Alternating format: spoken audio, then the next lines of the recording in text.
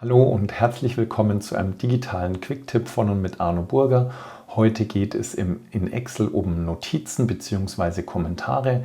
Das, was in früheren Excel-Versionen Kommentar hieß, sind heute die Notizen und die Kommentare sind Diskussionsmöglichkeiten mit anderen.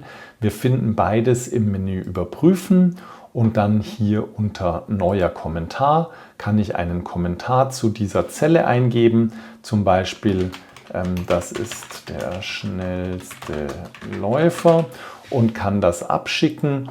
Und jetzt könnte jemand darauf antworten. Wir können eine Diskussion führen. Diese Diskussion kann man später auch auflösen oder auch löschen. Das ist also ein Kommentar.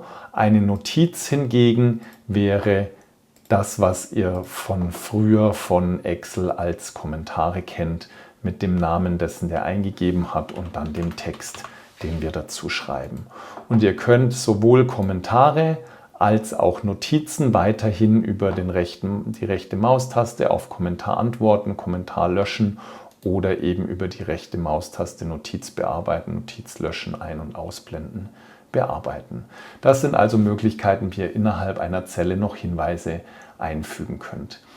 Ich hoffe, das hilft euch in eurem Arbeitsalltag. Würde mich freuen, wenn es euch gefallen hat, wenn ihr mir ein Like da lasst oder auch den Kanal abonniert und wünsche euch noch einen schönen Tag. Ciao, euer Arno.